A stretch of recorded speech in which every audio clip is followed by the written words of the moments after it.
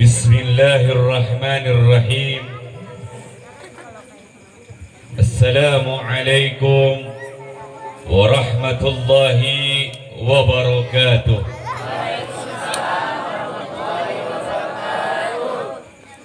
Alhamdulillah wa syukurillah wa ni'matillah wa la hawla wa la quwwata illa billahil aliyil azim. أشهد أن لا إله إلا الله وحده لا شريك له وأشهد أن سيدنا محمدا عبده ورسوله لا نبي بعده. اللهم صل وسلم على سيدنا وحبيبنا وشفيعنا ومولانا محمد الفاتح لما أغلق والخاتم لما شبك ناصر الحق بالحق والهادي إلى صراطك المستقيم وعلى آله حق قدره ومقداره العظيم. رب اشرح لي صدري ويسر لي أمري واحلل عقدة من لساني يفقه قولي. أما بعد، قال الله تعالى في القرآن العظيم: أعوذ بالله من الشيطان الرجيم. بسم الله الرحمن الرحيم. كنتم خير أمتي أخرجت للناس تأمرون بالمعروف وتنهون عن المنكر وتؤمنون بالله. وقال رسول الله صلى الله عليه وسلم: سيأتي الزمان على أمتي يفرون من العلماء والفقهاء فيبتليهم الله بثلاث بليات: أولها يرفع الله بركة من كسبهم، والثانية يسلط الله تعالى عليهم سلطانا ظالما، والثالثة يخرج من الدنيا بغير إيمان. صدق الله العظيم وبلغ رسول الكريم على ذلك من الشاكرين والحمد لله رب العالمين. Alhamdulillah, kita puja dan puji syukur kita kepada Allah Subhanahu wa taala, yang mana pada malam hari ini dari berapa banyak orang yang mendengarkan khabar, pada malam hari ini kita adalah orang-orang yang terpilih, yang pada akhirnya kita berada di tempat yang mulia ini. Dan ini dikategorikan bahwa kita insya Allah dengan duduknya di tempat yang mulia ini adalah dipilih sebagai orang-orang yang baik, orang-orang yang dikehendaki oleh Allah kebaikan, dan pada akhirnya akan Allah berikan pemahaman ilmu agama yang akan disampaikan oleh guru-guru kita. Amin, amin ya Rabbal alamin. Salawat dan salam kita haturkan kepada sosok yang selalu kita idolakan, sosok yang selalu kita rindukan, sosok yang selalu ingat kepada umatnya, sosok yang selalu menyebut umatnya di akhir hayatnya, sosok yang minta kepada Allah akan rasa sakitnya dalam sakaratul mautnya, diminta oleh Rasulullah sallallahu alaihi wasallam ini untuk beliau semuanya, yakni baginda Nabi Muhammad sallallahu alaihi wasallam. Mudah-mudahan kita semua akan mendapatkan syafaat beliau dan ditunggu di telaga kautsarnya beliau. Amin, amin ya Rabbal. Alhamdulillah, pertama-tama yang sama-sama kita hormati mudir daripada Majlis Ta'lim Sababul Mustafa, yakni Al-Mukarram wal Muhtaram Al-Ustaz Daud Muslim. Kita doakan beliau, Allah panjangkan umurnya, Allah sehatkan badannya, Allah berikan keistiqomahan beliau untuk mengajarkan ilmu-ilmunya kepada kita. Amin, amin ya Rabbal alamin. Begitu juga yang sama-sama kita hormati guru kita bersama Al-Mukarram wal Muhtaram Al-Ustaz Zainal Arifin. Kita doakan juga beliau, Allah panjangkan umurnya, Allah sehatkan badannya, dan Allah berikan keistiqomahan beliau untuk mengajarkan ilmu-ilmunya kepada kita. Amin, amin ya Rabbal. Begitu juga yang barusan kita dengar tausiahnya, keberaniannya, yakni Ananda Azmi. Kita doakan beliau biar menjadi anak yang saleh, anak yang tekun untuk menuntut ilmu agama, dan Allah berikan kebutuhan di dalam belajarnya, dan pada akhirnya bisa menyenangkan hati orang tuanya, dan next akan menyenangkan sosok baginda Nabi Muhammad sallallahu alaihi wasallam. Amin amin ya rabbal. Dan teristimewa kepada hadirin hadirat yang hadir pada malam hari ini. Insyaallah kita tidak pulang dari tempat ini kecuali Allah kabulkan semua doa-doa kita. Yang sakit Allah angkat penyakitnya, yang punya permasalahan Allah ganti dengan kebaikan, yang belum punya jodoh Allah kasih jodohnya yang soleh maupun yang solehah. Amin ya rabbal.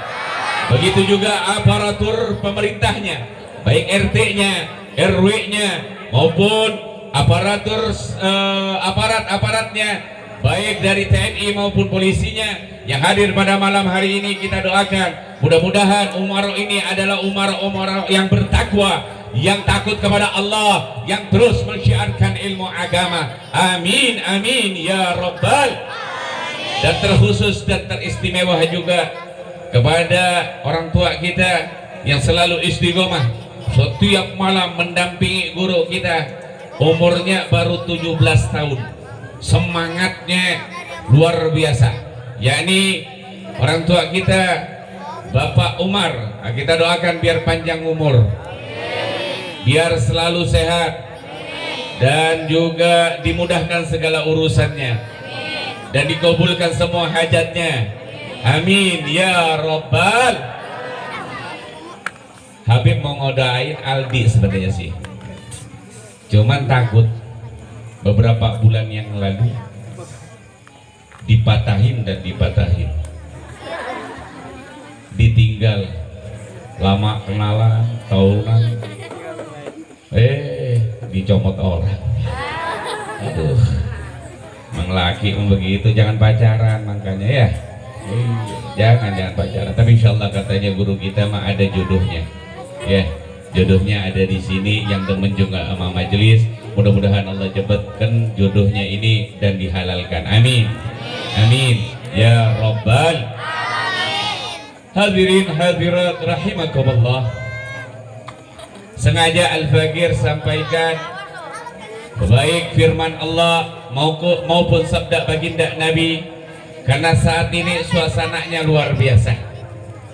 Saat ini banyak orang, banyak khususnya daripada umaro yang kurang menghargai ulama. Banyak umaro malah mengintimidasi ulama. Banyak umaro yang curiga sama ulama. Berapa banyak? Kalau kita dengar berita baru beberapa hari yang lalu di daerah Sumatera Selatan, persisnya di daerah Ogan Kemudian Ilir, ini di situ terjadi seorang ulama yang lagi mengimami daripada makmum-makmumnya. Saat itu ada orang yang coba terobos dan menusuk dan membelah daripada kepala imam tersebut. Kurang aja berani ulama kita, mereka dengan gampangnya menikam dengan suka-sukanya. Ini kurang aja. Dan itu lagi-lagi dianggap orang gila, lagi-lagi dianggap masuk jiwa, lagi-lagi gangguan jiwa katanya. Ada apa ini negeri? Kenapa ini negeri kok malah ulama kita jadi ingat kita nih? Ingat bagaimana saat tahun 1927 tahun yang lalu mulai berdiri, yakni PKH. Apa itu PKH? Partai Komunis Hindia Belanda. Mereka sudah mulai mengobok-obok Indonesia, bukan untuk memerdekakan Indonesia, tapi mereka berusaha untuk menguasai dari segala sisinya, baik RT-nya maupun RW-nya maupun lurahnya maupun bupatinya maupun wali kotanya. Mereka berusaha untuk orang-orang mereka yang duduk di dalamnya. Pada akhirnya siapa? Satu wilayah yang sudah dikuasai oleh PKH, saat itu mulai ditindas. Mereka yang nggak taat maka diculik dan dibantai. Persisnya puncaknya di tahun 1965 terjadi pembantaian besar-besaran ulama kita dan santri-santri yang saat itu dipendam di satu sumur di wilayah Jawa Timur. Ayo hati-hati, ini kebangkitan sudah terasa nih. Beberapa hari yang lalu, kemarin persisnya tanggal 13 September, saat memberikan satu hadiah kepada santri yang fasih di dalam bacaan Fatihahnya, Syekh Ali Jubair, beliau memberikan hadiah kepada santrinya. Saat itu tiba-tiba ada seorang pemuda dengan gayanya, dengan khasnya, dan tertuju dan terfokus kepada Syekh Ali Jubair. Coba-coba menusuk saudara, ditusuk Syekh Ali Jubair. Ini ada apa? Lagi-lagi setelah masuk kantor polisi, lagi-lagi dikatakan apa? Kena gangguan jiwa. Ada apa ini negeri? Saat Wiranto ada yang nusuk. Ini dikatakan radikal. Ini adalah teroris. Kok beda ceritanya? Kalau ulama kita ini ulama yang lembut, ulama yang lembut. Mereka benci. Intinya apa saudara? Ini adalah ciri-ciri dari PKI. Kalau PKI nggak lihat itu keras, nggak lihat itu lembut, siapa mereka? Yang penting mereka Islam, harus dibantai. Hati-hati saudara, kita nggak boleh diam saja. Kalau kita diam saja dengan keadaan seperti ini dan kita cuek-cuek saja, hati-hati, hati-hati. Negeri ini nggak merdeka begitu saja. Sebelum ada TNI, sebelum ada polisi, sebelum ada RT, sebelum ada RW, sebelum ada presiden, saat itu santri maupun ulama sudah berjuang untuk memerdekakan Republik Indonesia ini saudara. Mereka berjuang untuk kemerdekaan, untuk kemaslahatan umat. Bahkan nyawa beliau, berapa banyak ulama kita yang berjuang untuk memerdekakan Republik Indonesia ini, nyawa mereka melayang. Saat ini banyak ulama kita malah dicurigai, ulama kita mulai diteror-teror. Ini bahaya saudara. Kalau ini dibiarkan, hati-hati, dianggap kita sebagai ulama, dianggap kita sebagai umat Islam, dianggap sudah lemah sehingga mudah mereka menyerangnya. Hati-hati, ini penyakit wabah bener. Ini wabah ada nggak? Bener ada.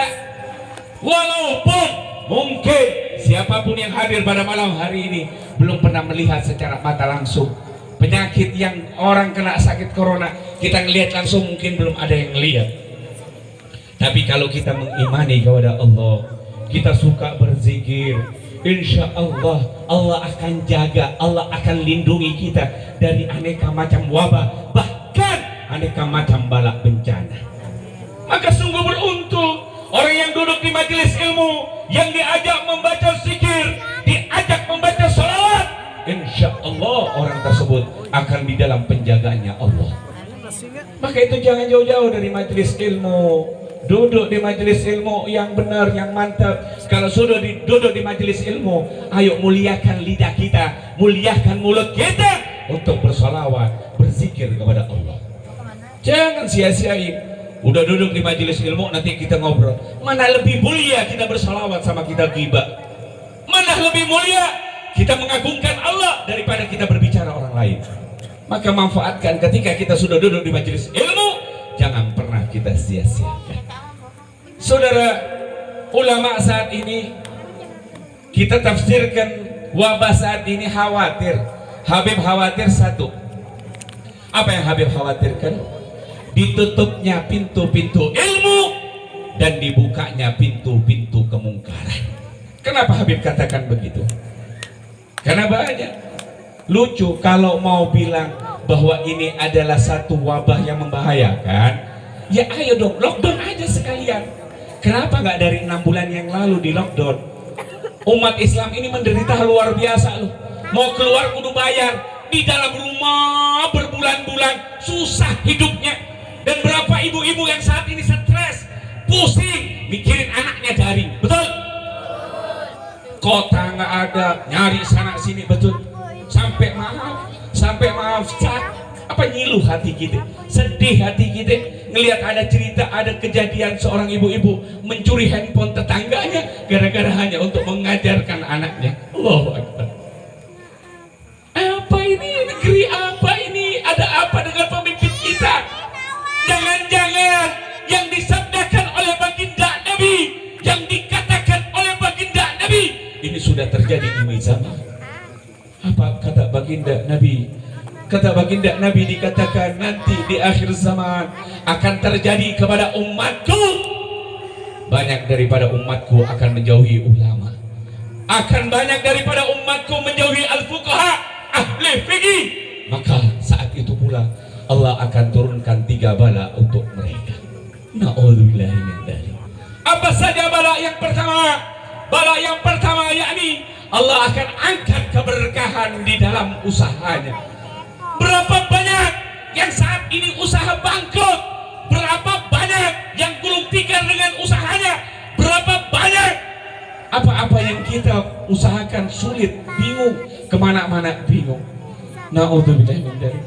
Ini ciri-cirinya. Ayo ngaca diri kita, kaca diri kita. Jangan-jangan gara-gara ini nih kita, jangan-jangan kita punya prasangka buruk sama ulama. Jangan-jangan kita sudah gak mau dengerin kata ulama. Jangan-jangan kita naudzubillah min dzalik, kita benci sama ulama.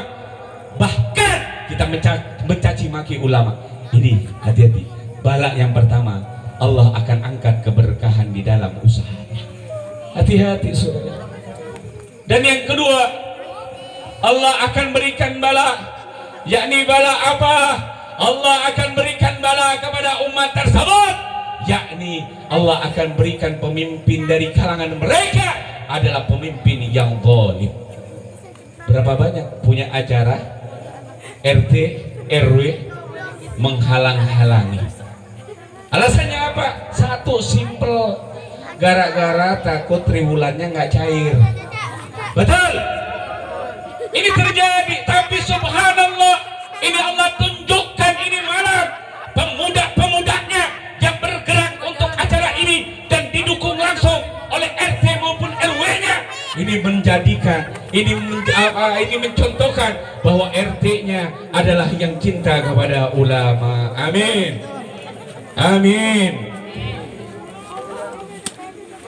Ahlan wa sahlan Habib Abdurrahman, masyaallah. Sama-sama Al-Ghadri begitu. Kalau ketemu sama Al-Ghadri harus kudu diem dulu. Masyaallah. Tap. Enggak ngeliatin wajah antum dulu gitu. Habib Abdurrahman ganteng ya.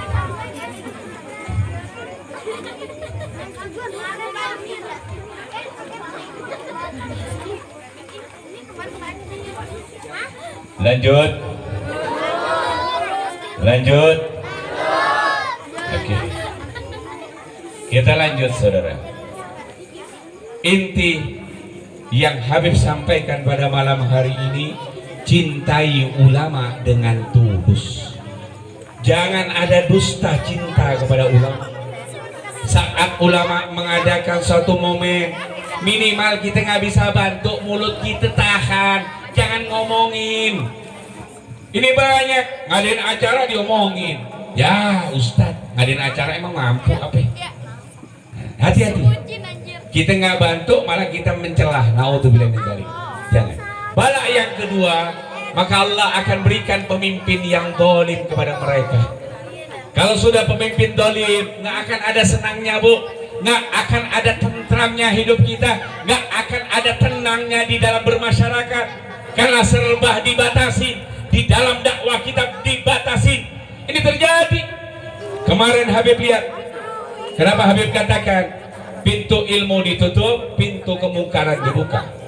Beberapa waktu yang lalu, ketika Habib lewat daerah Cibinong, masuk terminal Cibinong, itu kurang lebih jam 11 malam.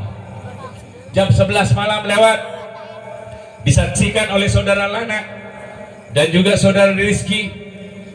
Saat itu ada pertemuan Habib sama satu pemuda di daerah Cirimekar, sehingga harus melewati terminal Cibinong. Saat masuk terminal Cibinong, ada satu rukuh di tengah-tengah terminal. Di saat itu musik-musik mungkar, musik-musik yang kurang ajar, musik-musik dangdut saat itu disetel luar biasa. Dan saat itu juga ada seorang perempuan yang joget riak di situ. Artinya apa?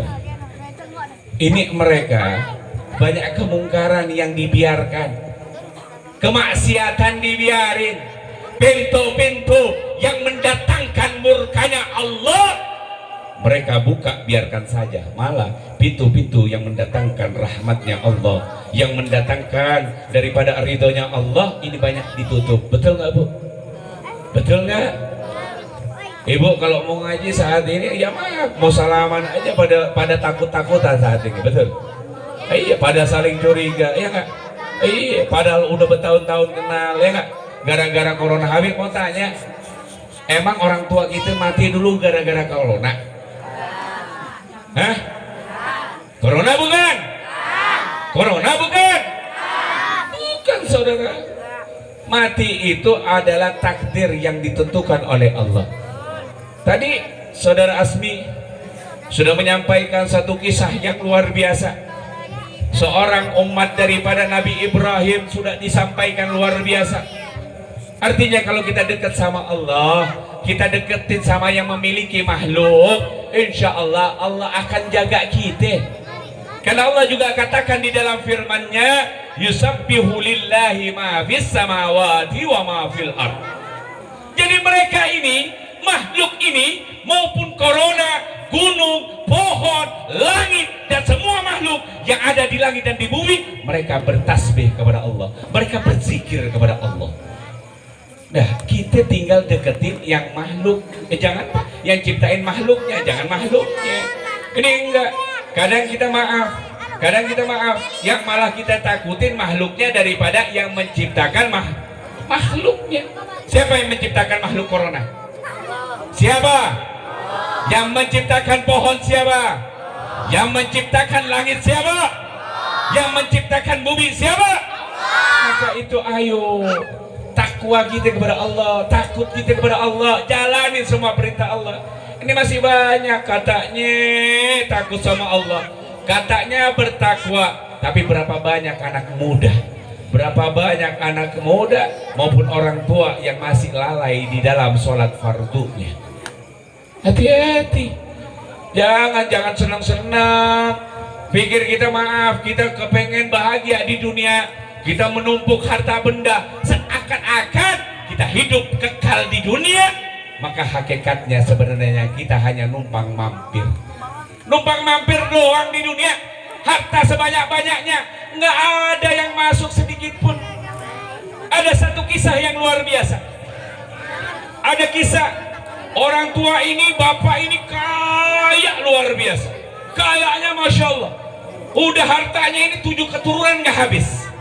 Tapi menarik, orang tua ini ketika mau wafat, beliau panggil anak-anaknya, bukan mau ngasih tahu warisannya, bukan mau bagi-bagi warisannya, tidak, tapi beliau memesankan kepada putra-putranya, anak-anaknya, beliau katakan, wahai anakku, nanti kalau aku wafat dalam beberapa hari ini, mungkin aku udah gak lama, tolong yang di gudang itu aku pernah simpan, ada kaos kaki itu tolong pasangkan di jenazahku, tolong pasangkan di kakiku, ikut sertakan aku masukkan ke dalam kubur.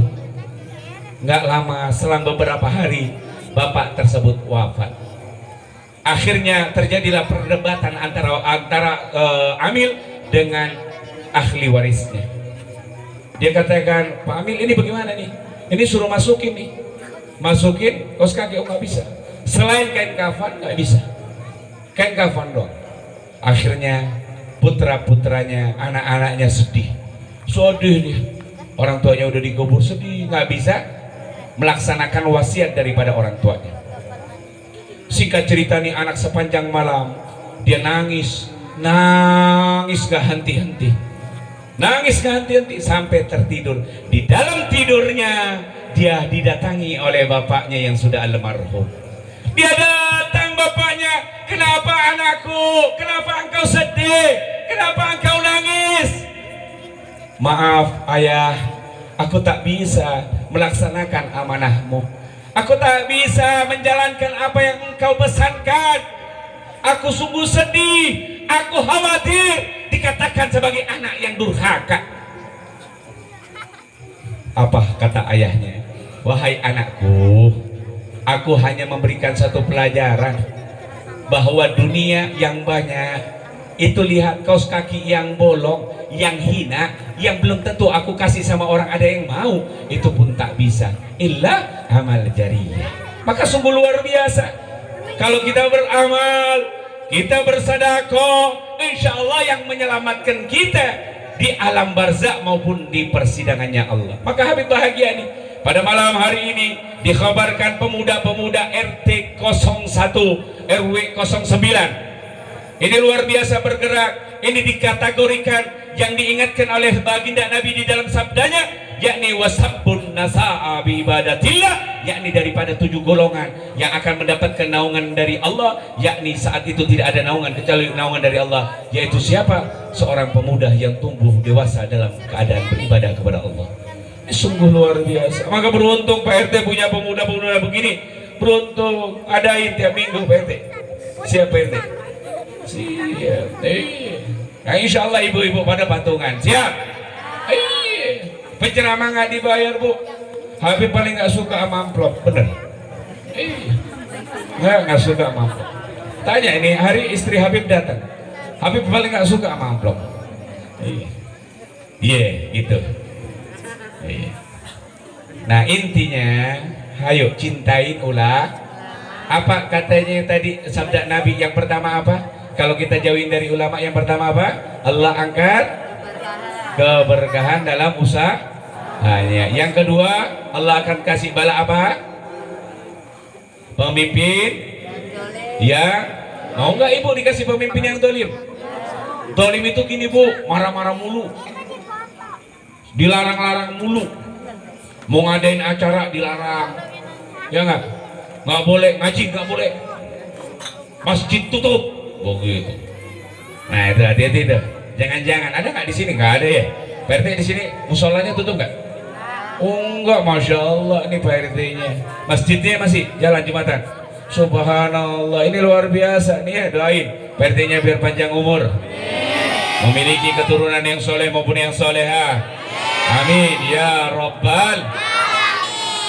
Dan yang ketiga saudara, yakni ketika kita akan meninggalkan dunia, maka Allah wafatkan dalam keadaan tanpa membawa iman Islam kita. Orang yang meninggalkan ulama, yang menjauhi ulama, maka ketika wafat nggak membawa iman Islam. Artinya apa? Artinya wafatnya dalam keadaan su'ul khotimah. Na'udzubillahi min. Mudah-mudahan kita adalah orang-orang yang selalu mencintai ulama dengan tulus, siap menjaga ulama. Habib mau tanya nih, kalau seandainya tiba-tiba nih dari sono lari ngejar Ustadz Daud, ada yang banting nggak? Hah? Ada nggak? Kok malah ibu-ibunya, anak mudanya diem baik loh? Hah? Siap nggak jadi apa namanya penjaga ulama? Bela ulama, siap nggak? Betul. Angkat tangannya semuanya, takbir. Masya Allah, luar biasa ibu-ibunya juga luar biasa, nenek-nenek aja semangat. Masya Allah, luar biasa. Itu artinya semangatnya Masya Allah. Kita qasidah prajurit pembela Rasulullah, biar benar-benar kita siap menjadi prajuritnya Rasulullah, siap menjaga daripada pewarisnya Rasulullah, yakni ulama, untuk selalu kita jaga. Fadluh qasidah. Prajurit pembela Rasulullah, bangkitlah untuk agama, bangkitlah untuk negara, satukan hati, satukan jiwa. Musuh di depan mata, lawan dia sampai berdarah. Agama dan negara tercinta kematian, murah harganya.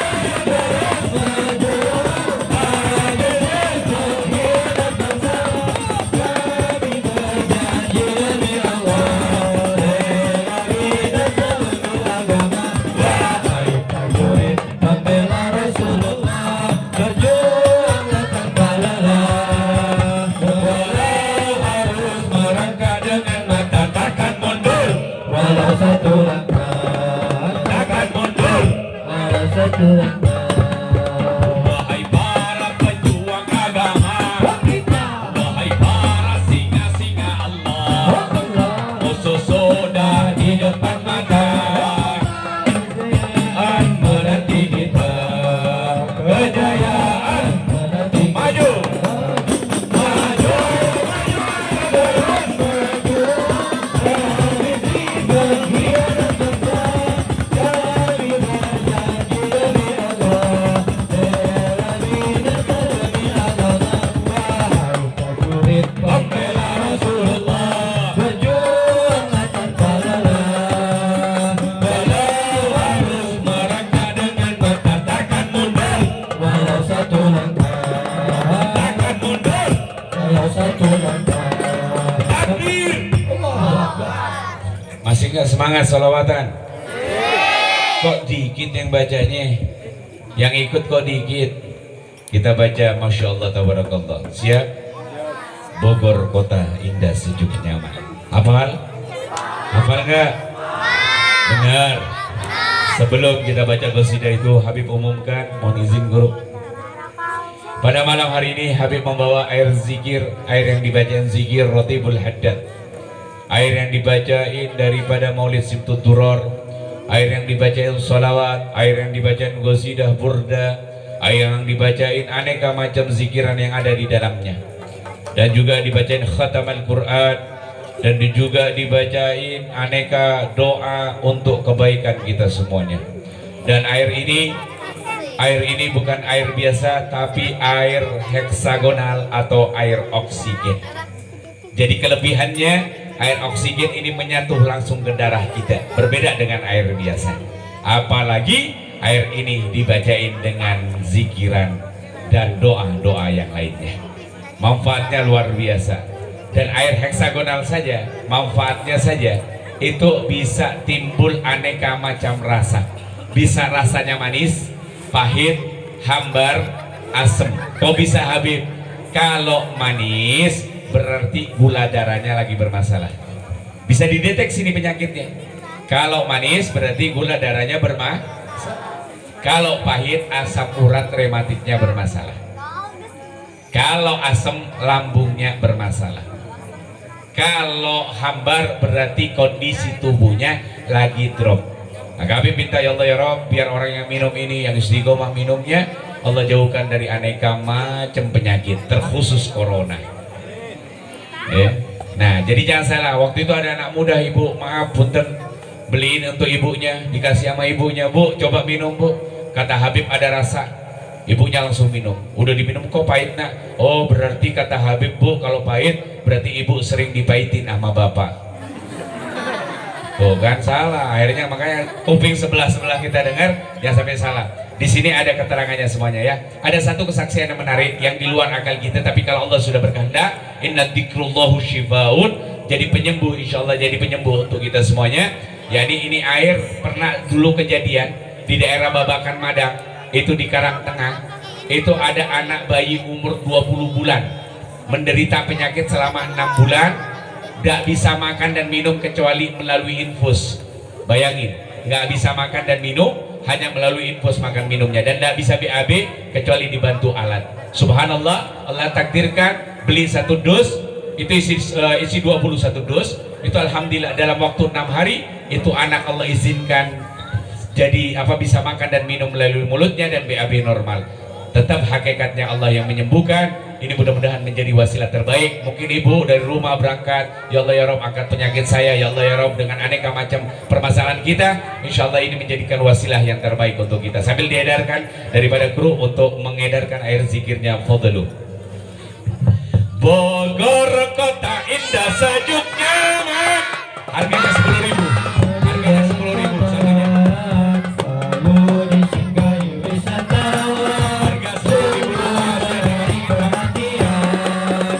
Di sini aku dilahirkan dan aku dibesarkan di kota kesayangan Bogor. Di sini aku dilahirkan dan aku dibesarkan di kota kesayangan Bogor.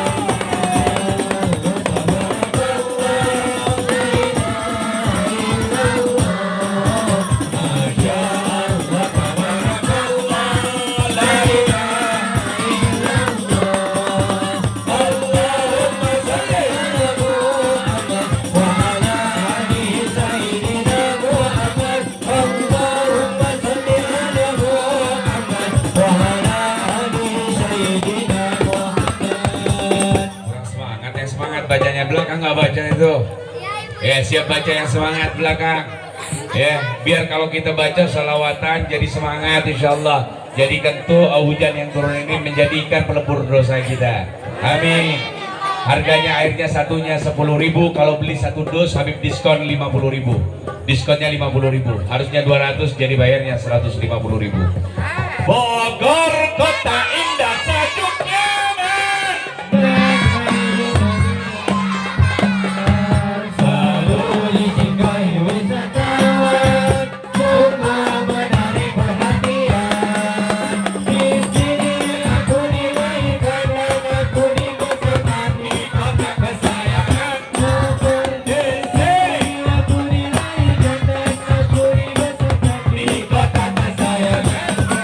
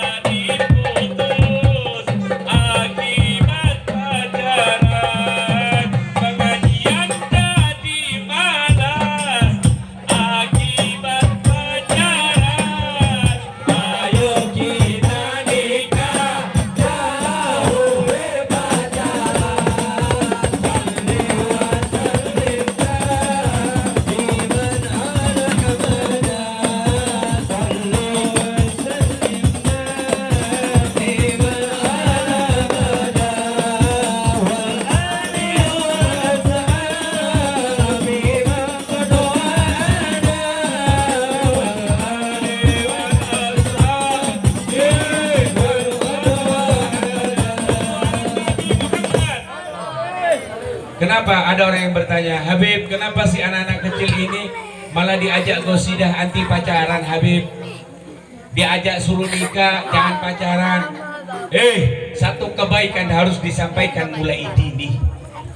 Sholat udah disampaikan mulai dini. Artinya jangan sampai antum ketika besar antum melakukan banyak kemungkaran.